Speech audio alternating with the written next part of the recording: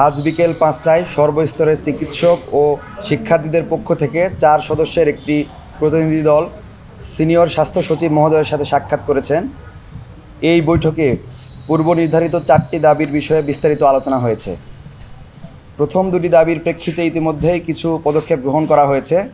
হামলাকারীদের কয়েকজনকে গ্রেপ্তার করা হয়েছে এবং ঢাকা মেডিকেল কলেজ সহ দেশের বিভিন্ন মেডিকেল কলেজে আইন শৃঙ্খলা বাহিনী মোতায়েন করা হয়েছে। যেসব হাসপাতাল এবং জেলা উপজেলা পর্যায়ে এখনও আইন শৃঙ্খলা বাহিনী মোতায়েন করা হয়নি, সেসব স্থানে দ্রুত বাহিনী মোতায়েনের বিষয়ে গঠনমূলক আলোচনা হয়েছে। সচিব মহোদয় এ বিষয়ে দ্রুত পদক্ষেপ গ্রহণের আশ্বাস দিয়েছেন। আমরা আশাবাদী শীঘ্রই এই দাবিগুলো বাস্তবায়িত হবে এবং স্বাস্থ্যসেবার পরিবেশ আরও নিরাপদ হবে। তৃতীয় এবং চতুর্থ দাবি যথাক্রমে স্বাস্থ্য পুলিশ গঠন এবং স্বাস্থ্য সুরক্ষা আইন প্রণয়নের বিষয়ে দীর্ঘ এবং তাৎপর্যপূর্ণ আলোচনা হয়েছে।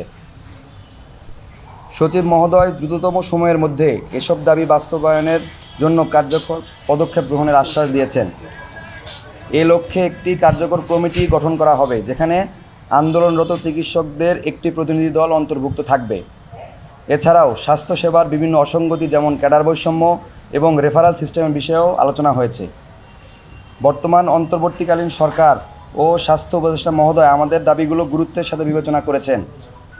সিনিয়র স্বাস্থ্য সচিবের ভাষ্য অনুযায়ী স্বাস্থ্য মন্ত্রণালয়ের স্বাস্থ্য সুরক্ষা আইন নিয়ে পূর্ববর্তী খসড়ার আলোকে ৩ থেকে ৪ সপ্তাহ সময় চেয়েছেন। এ বিষয়ে ভিতরের পূর্ববর্তী স্বাস্থ্য সুরক্ষা আইনের যে অসঙ্গতিগুলো রয়েছে সেগুলো নিয়ে তারা আলোচনা করবেন এবং আরেকটি খসড়া ওয়েবসাইটে প্রকাশ করা হবে। চিকিৎসক সমাজ আলোচনা পর্যালোচনা করে সেই খসড়ার উপরে কিছু সংশোধনী থাকলে তাদের পক্ষ থেকে মতামত পেশ করবেন। তারপর স্বাস্থ্য মন্ত্রণালয় থেকে পরিবর্তিত এবং পরিমার্জিত স্বাস্থ্য সুরক্ষা আইন ফরওয়ার্ডিং দিয়ে দেওয়া হবে এবং আইনটি পাশ করানোর জন্য। আর স্বাস্থ্য পুলিশের ব্যাপারে ওনারা স্বরাষ্ট্র মন্ত্রণালয়ের কাছে ফরওয়ার্ডিং দিয়ে দেওয়ার ব্যাপারে দ্রুততম সময়ে পদক্ষেপ নেবেন। অফিস টাইম শেষ হয়ে যাওয়ায় ওনারা লিখিত প্রেস রিলিজ দিতে পারেননি। আগামীকাল লিখিত প্রেস রিলিজ দিবেন এই ব্যাপারে। সরকারের এই দৃশ্যমান পদক্ষেপ এবং দেশের সার্বিক পরিস্থিতি বিবেচনায় আমরা সকল হাসপাতালে পূর্ণ সেবা পুনরায় চালু করার ঘোষণা দিচ্ছি।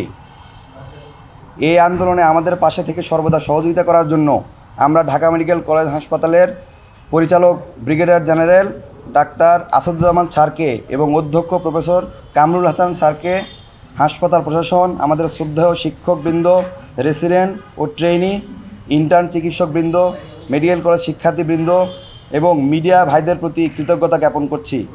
বিশেষভাবে বাংলাদেশের সেনাবাহিনী, বিজিবি, পুলিশ, আনসার সহ সকল আইন শৃঙ্খলা বাহিনীর সদস্যদের প্রতি কৃতজ্ঞ, যারা আমাদেরকে নিরাপত্তা দিয়েছেন। আমরা আশা করি ভবিষ্যতেও আমাদের ডাক্তারদের যৌক্তিক যে কোনো আন্দোলনে আপনাদেরকে পাশে পাবো। ধন্যবাদ জানাতে দেশের সর্বস্তরের চিকিৎসক ও চিকিৎসা শিক্ষার্থীবৃন্দ।